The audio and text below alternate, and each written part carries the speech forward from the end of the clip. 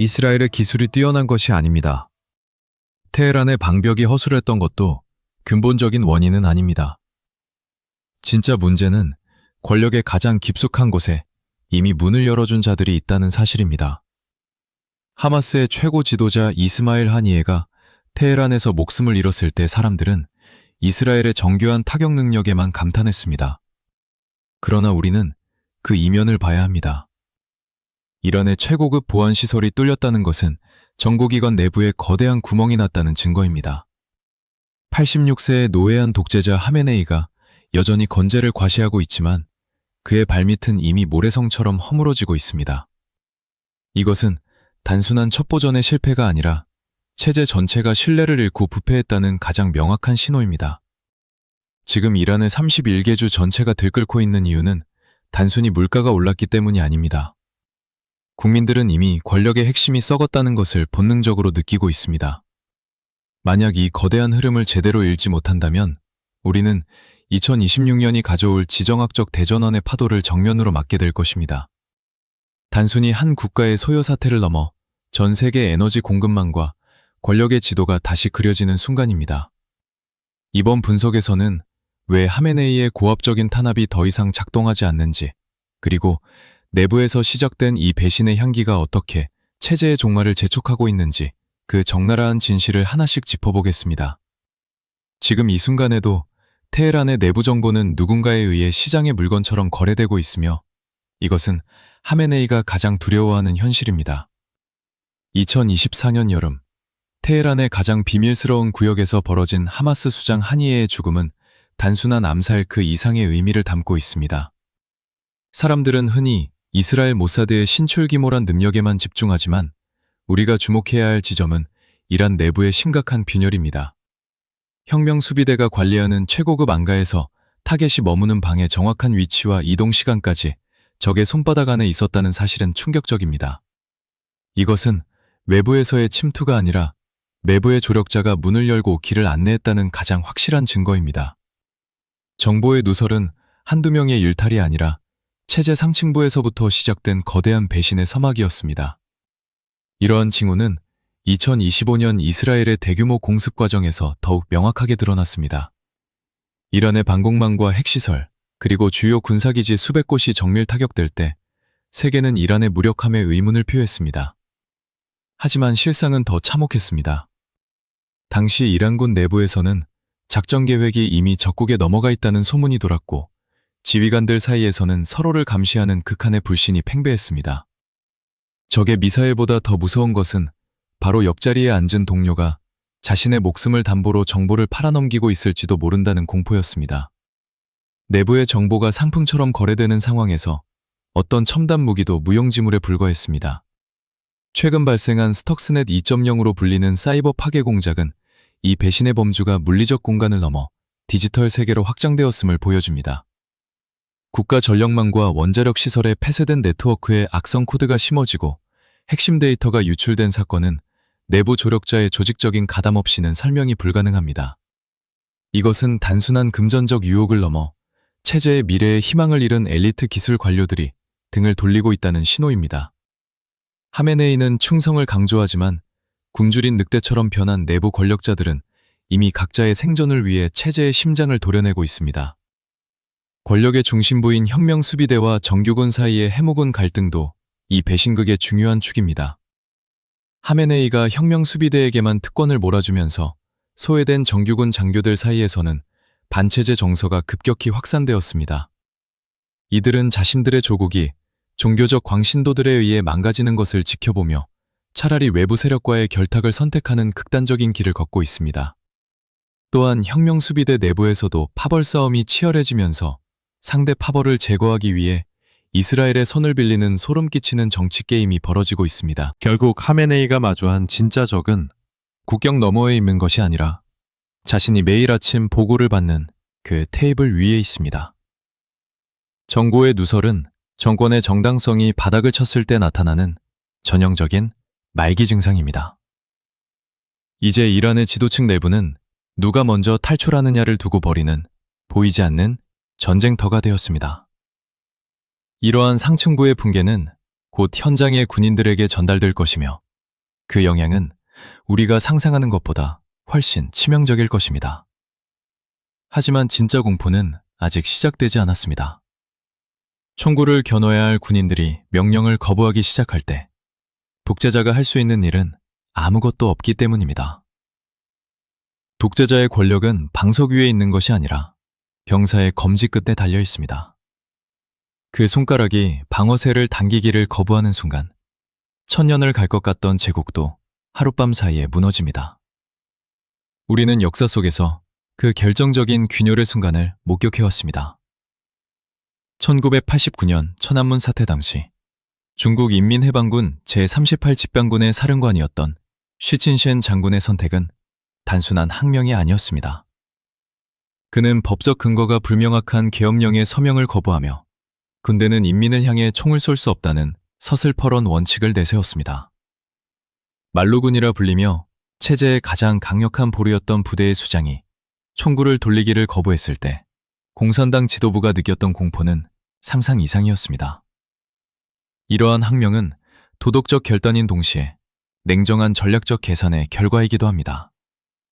군인은 체제의 부속품이기 전에 사회의 일원이며 그들의 가족 역시 거리에서 시위하는 시민들 중 하나이기 때문입니다. 1980년 한국의 광주에서도 우리는 비슷한 갈등을 목격했습니다.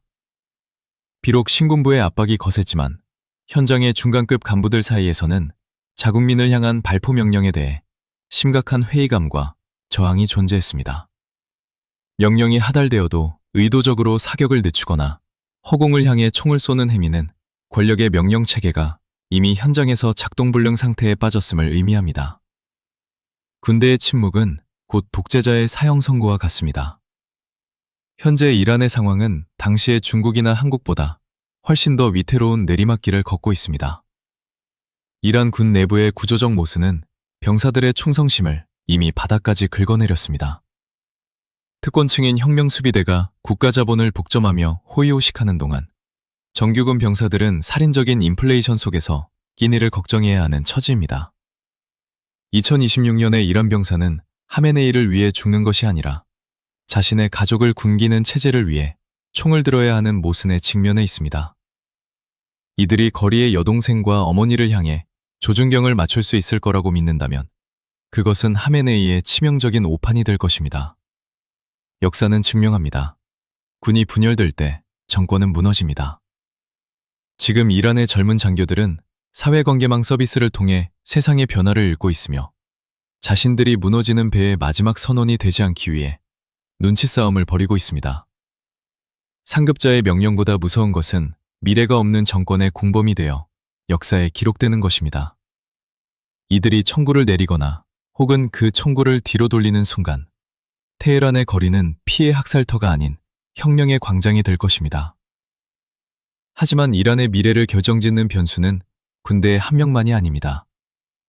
이란이라는 복잡한 모자이크를 구성하는 여러 민족의 움직임은 상황을 우리가 예상치 못한 방향으로 끌고 갈 준비를 마쳤습니다. 이란이 제2의 시리아가 되어 처참한 내전의 늪에 빠질 것이라는 공포가 전 세계를 뒤덮고 있습니다.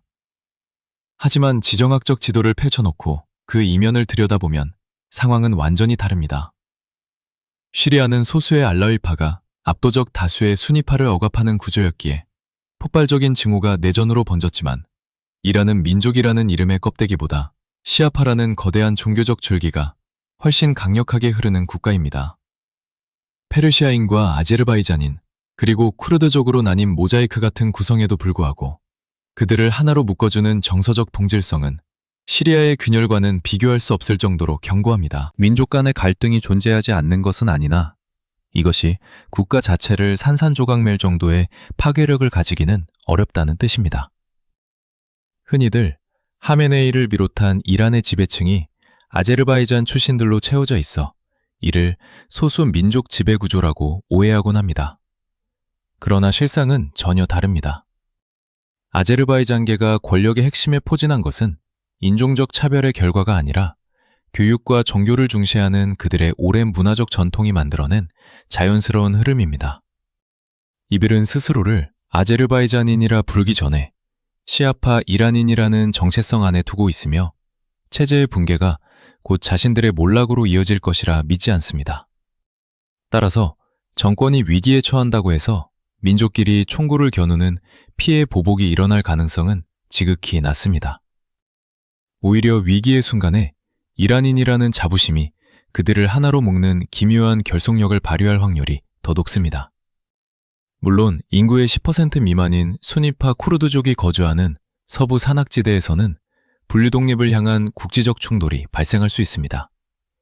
하지만 이들의 움직임이 테헤란의 중앙 권력을 뒤흔들거나 국가 전체를 내전의 불길로 몰아넣기에는 그 세력이 너무나 미약합니다. 이란은 수천 년의 역사를 공유하며 쌓아온 공동체 의식을 가진 나라입니다. 지금 거리에서 울려 퍼지는 함성은 혈통이 달라서가 아니라 신권 통치라는 낡은 시스템이 자신들의 소중한 삶과 미래를 파괴하고 있다는 분노에서 기인합니다. 민족의 이름으로 서로를 죽이는 것이 아니라 시민의 이름으로 자유를 갈구하고 있다는 점이 시리아와 결정적으로 다른 지점입니다. 결국 이란의 변화는 민족 전쟁이 아닌 체제 배전환의 형태로 나타날 수밖에 없습니다. 군인들이 시위대를 향해 총을 쏘기를 주저하는 이유도 그들이 같은 민족이어서라기보다 같은 신앙을 공유하며 같은 고통을 겪고 있는 이웃이라는 동질감이 더 크기 때문입니다.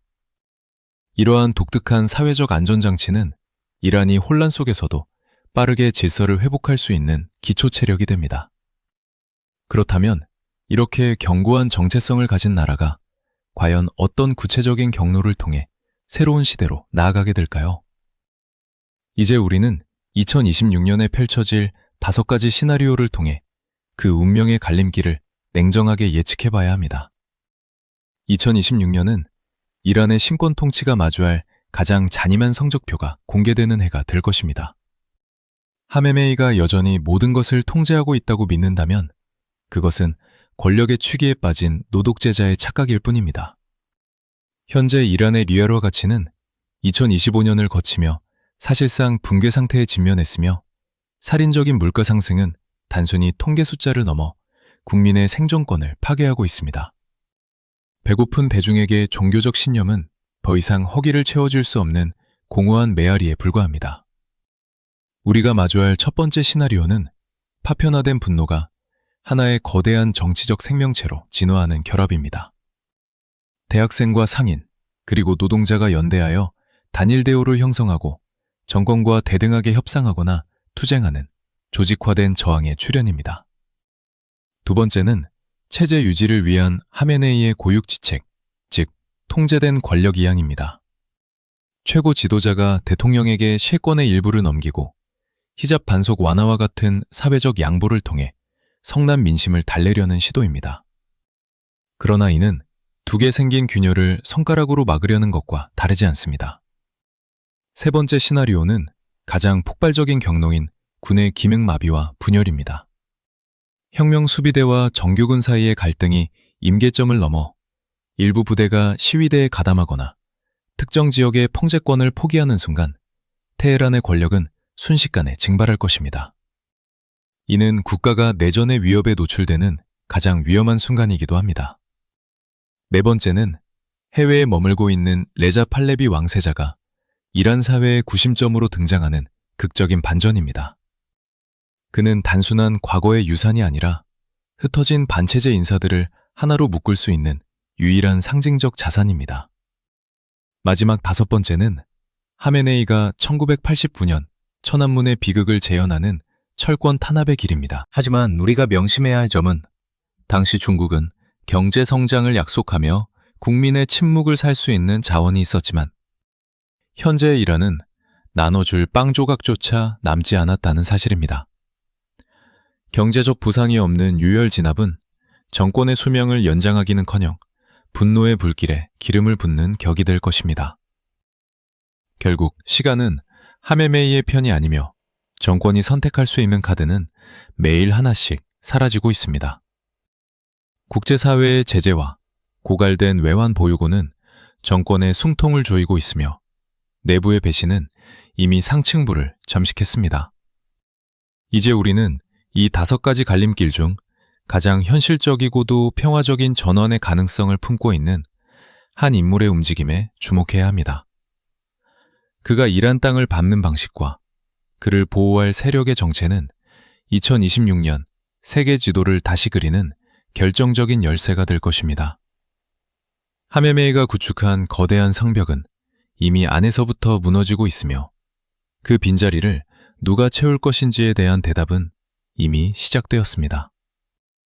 레자 팔레비 왕세자는 현재 이란이 처한 교착 상태를 해결할 수 있는 유일한 징검다리이자 가장 위험한 도박입니다.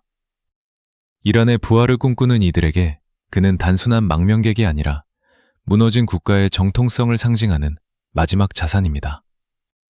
하지만 그가 이스라엘이나 미국의 군화에 의지해 테헤란에 입성하는 순간 그가 가진 모든 도덕적 명분은 사라지고 민족주의라는 거센 역풍에 직면하게 될 것입니다. 외세의 꼭두각시라는 낙인은 이란인들이 가장 혐오하는 딱지이며 이면 혁명 수비대에게 다시 한번 결집할 구실을 줄 뿐입니다. 따라서 팔레비 왕세자의 복귀는 군사적 정복이 아닌 정교하게 설계된 정치적 상륙작전의 형태를 띄어야 합니다. 여기서 주목해야 할 지점이 바로 이라크의 바스라 시나리오입니다. 시아파의 성지와 가깝고 이란 국경에 인접한 바스라는 팔레비가 고국으로 돌아가기 전 머물 수 있는 전략적 거점이 될 수 있습니다. 그는 이곳에서 이란 내부의 온건파 군인들과 시민사회 세력에게 변화의 신호를 보내고 자신은 권력을 독점하러 온 독재자가 아님을 증명해야 합니다. 미국과 이스라엘은 전면에 나서기보다 후방에서 첩보와 물류를 지원하며 이란 내부의 시아파 세력이 스스로 왕세자를 영접하는 형식을 취하게 만드는 것이 핵심입니다. 명분은 스스로 쟁취하는 것이지 남이 가져다 주는 것이 아니기 때문입니다. 우리는 여기서 일본의 메이지 유신이 보여준 군주제의 지혜를 참고할 필요가 있습니다. 당시 일본은 서구 열강의 위협 속에서 천황이라는 상징적 구심점을 세우고 실제 정치는 유능한 관료와 의회가 담당하는 군주 입헌제를 선택해 근대화에 성공했습니다. 레자 팔레비 역시 스스로 절대 권력을 휘두르는 왕이 되기보다 국가의 단합을 상징하는 국가 원수로 남고 실제 통치는 민주적으로 선출된 의회에 맡기는 모델을 제시해야 합니다. 이러한 형태는 이란 내부의 다양한 파벌과 소수 민족들이 급격한 변화 속에서도 심리적 안정감을 느끼게 하는 강력한 보호막이 될 것입니다. 과거의 왕정이 아닌 미래의 통합을 위한 상징으로서의 왕세자라면 이란 국민들은 기꺼이 문을 열어줄 준비가 되어 있습니다. 결국 팔레비 왕세자의 성공 여부는 그가 얼마나 현대적이고 민주적인 리더십을 보여주느냐에 달려 있습니다. 그는 이란이 이슬람 혁명 이전의 영광을 되찾는 것을 넘어 세계 사회의 정상적인 일원으로 복귀하겠다는 확고한 비전을 제시해야 합니다. 2026년의 이란은 단순히 독재자가 바뀌는 것을 원하는 것이 아니라 자원 배분의 공정함과 개인의 자유가 보장되는 새로운 시스템을 갈망하고 있습니다. 팔레비라는 이름이 가진 상징적 정통성이 이 시스템과 결합할 때 비로소 이란의 배전원은 완성될 것입니다.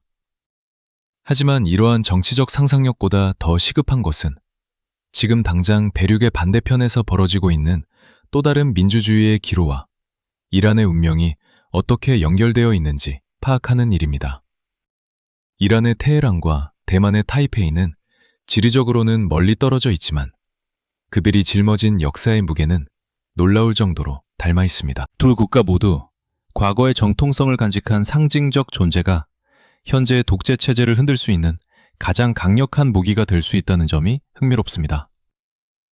팔레비 왕조가 이란 국민들에게 잃어버린 번영의 기억을 되살려주는 것처럼 대만에 현존하는 중화민국이라는 이름은 중국 본토인들에게 독재 이외에 다른 길이 존재한다는 것을 증명하는 살아있는 증거입니다. 이는 단순히 과거로 돌아가자는 복벽주의가 아니라 현재의 억압적인 체제를 대체할 수 있는 정당한 정신적 지주를 찾는 과정이라 할 수 있습니다. 여기서 흥미로운 관점 중 하나는 동남쪽의 운기라는 개념입니다.